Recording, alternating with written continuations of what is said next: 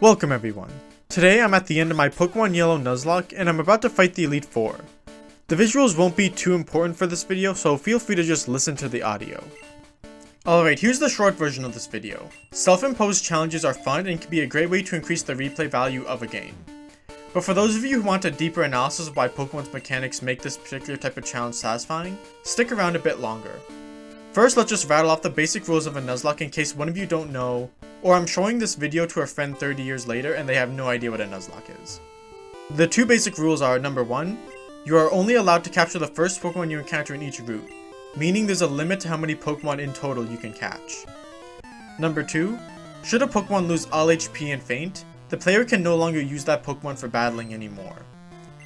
There's a bit more to it and many players like to add more additional or specific rules, but long story short, it's a challenge that takes one of the easiest, most accessible RPG franchises and makes it a challenge for survival with limited resources and the possibility of complete and permanent failure for a run.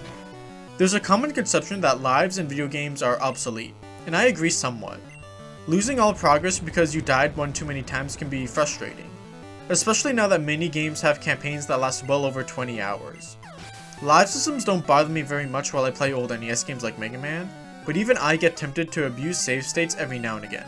Lives were originally made so that arcade games could kick players off the machine and make them pay again, or move aside for the next person in line.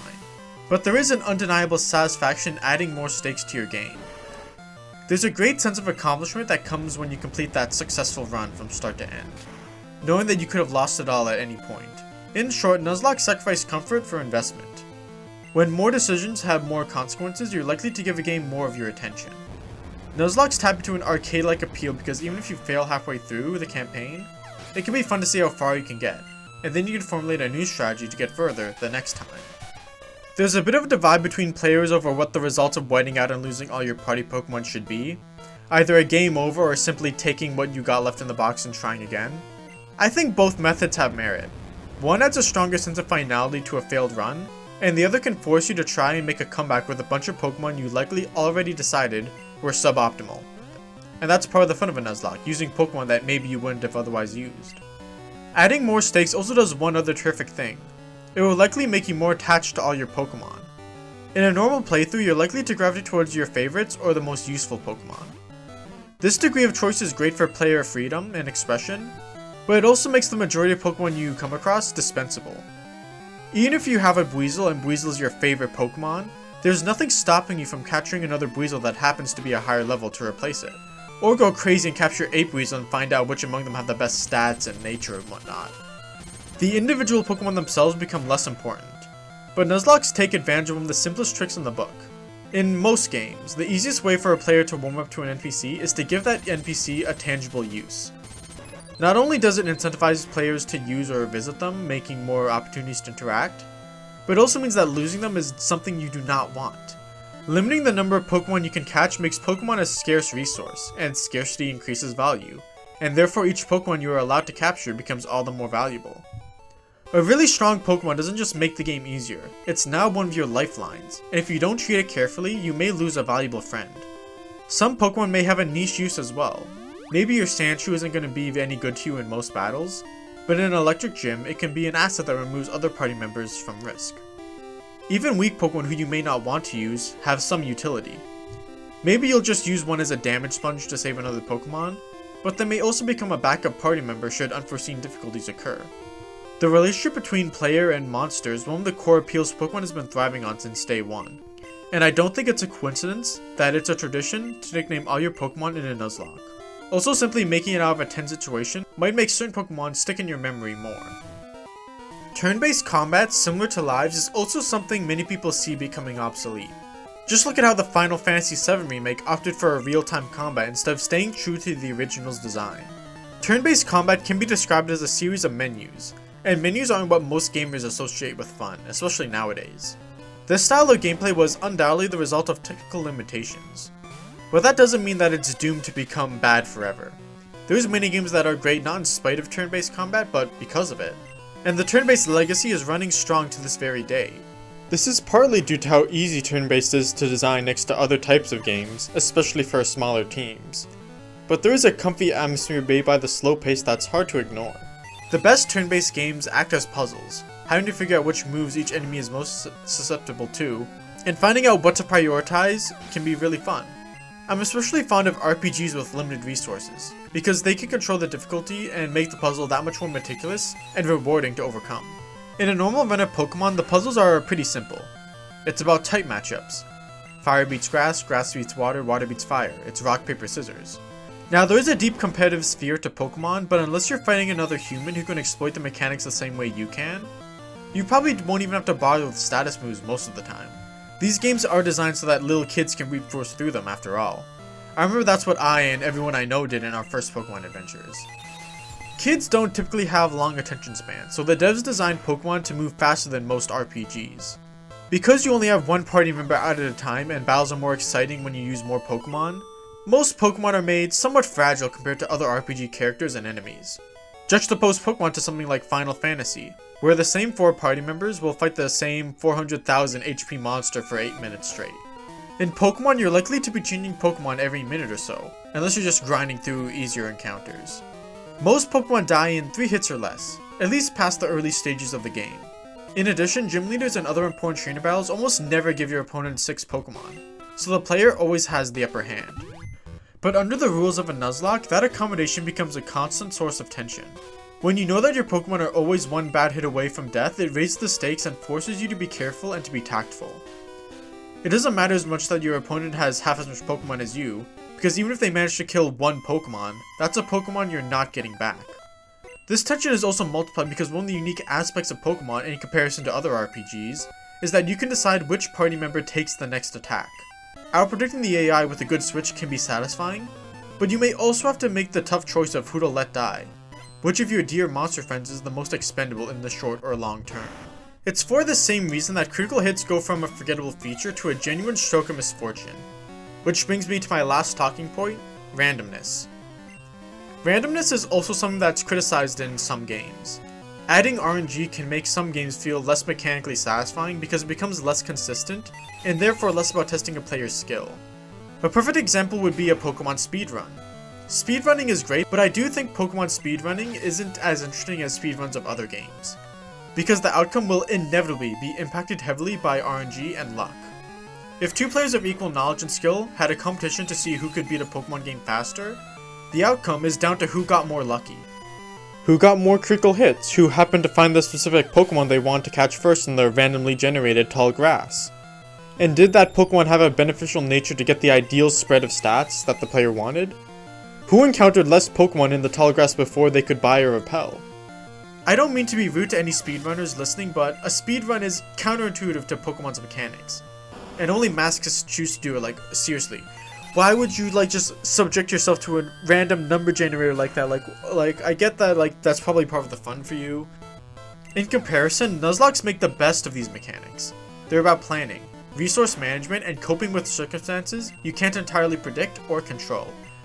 You don't know what your first team of 6 will look like, but regardless of what you get, it's your job to best prepare them for the next gym. And because you don't know what your next 30 encounters will be, or be certain about which among them will die before the end, you similarly can't say for certain what your final team for the Elite Four will look like. The Elite Four fits so well as the final challenge for a Nuzlocke, maybe more so than a normal playthrough. Because you lose access to the PC, you have to fight against the 5 strongest trainers in a row without a chance to replace any members of your team that die.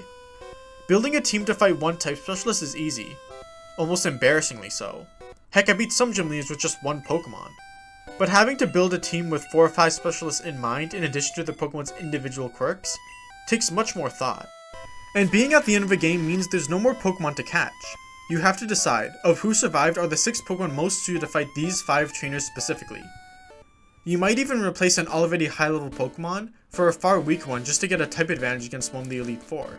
You'd like to think your starter will make it to the end, because they have the potential to become one of the strongest Pokemon in the region, but you can't say for sure. And uncertainty is a good way to create excitement.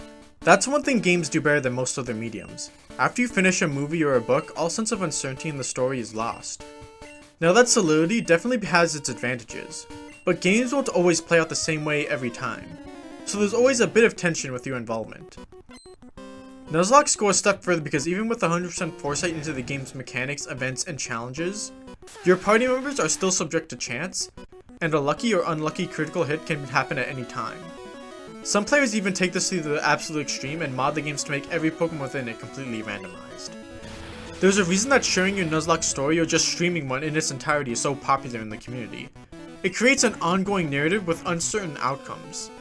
Even if you get hit with all the worst luck in a single run, so much so that completing it becomes impossible, there's still satisfaction in seeing how far you can go.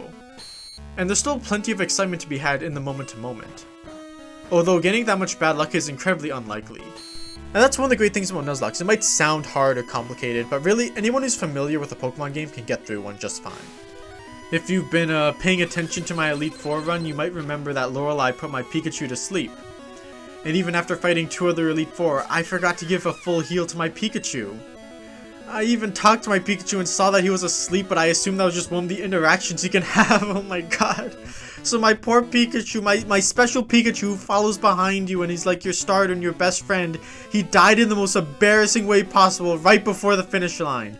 Hyper beamed by a Pokemon he could have killed in one hit. I ruined my perfect run. I'm sorry, killer. I'm sorry. Life tends to be unpredictable with countless circumstances that we can't control. So it's natural that we take satisfaction successfully navigating a somewhat unpredictable problem and finding ways to recover from a sudden setback. It's so much easier to get invested because you know your decisions will play a role in determining the final outcome despite all the randomness. If I had to recommend which of the mainline Pokemon games were the best to do a Nuzlocke in, I would pick Gens 1 to 5. Mainly because Gen 6 onward give you way more opportunities to capture Pokemon, and resources like TMs become reusable or easier to come by. Having the freedom to experiment is great for its own reasons, but in a challenge that's in part about resource management, limiting something like TMs adds to that element. Speaking from experience playing Pokemon Yellow, it was a little easier than I was expecting. You can find all 3 starter Pokemon early on, so I actually had to force myself not to use them. And to help balance out how bad the AI was, I challenged myself to keep Pikachu in my party at all times, and keep him alive at all costs. At least until I challenged the Elite Four. Because I wasn't confident enough that I could keep him alive through it all, but I was wrong and I really let him down. If I had to add one more recommendation, I'd say that level caps are essential for completing the experience. With the basic rules, you could theoretically spend a bunch of time grinding and over-leveling your Pokemon, or even just spamming potions. But that defeats the fun. Also, grinding itself is not fun or a skill worth testing. It's a bit better in Pokemon than it is in other games because evolving them and seeing them progress adds to the illusion of raising a real creature. But grinding is still boring, and if you make this challenge too easy for yourself, you miss the point. So that's pretty much all I want to say on that. Nuzlockes are cool and even an idiot can complete one. But there is a problem. We still have 5 minutes of footage left before my battle against the Elite Four ends. I'd hate to pad this video out, so if you just wanted my analysis, you're free to leave. Goodbye. Thank you so much for joining me today. I hope you have a good one. Like, sub, you know the drill. But I'm gonna let my Nuzlocke keep playing in case some of you are wondering if I tragically lose another Pokemon. Or you can just skim through the video. Either or. Goodbye. It's time to do. Holy shit, is it? My god, man, you're insane!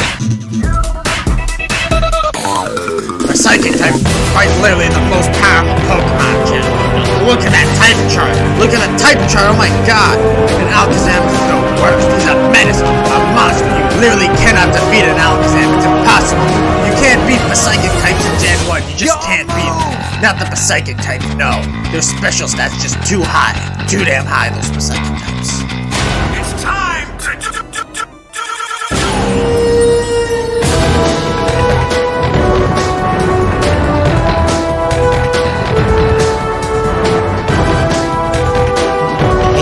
Hey up.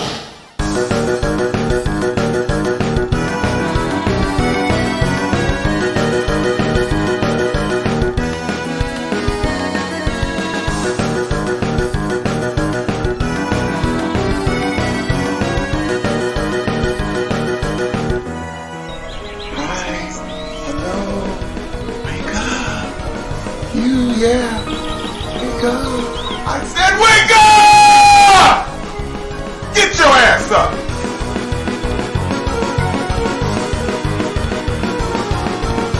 Chaos control!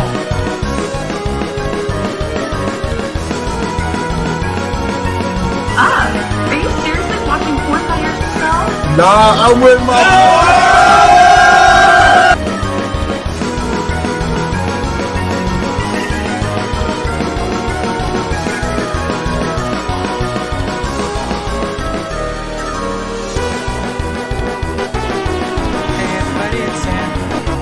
Gonna be Big Sam. You're gonna be Big Sam? Big Sam, motherfucker! What? You better recognize.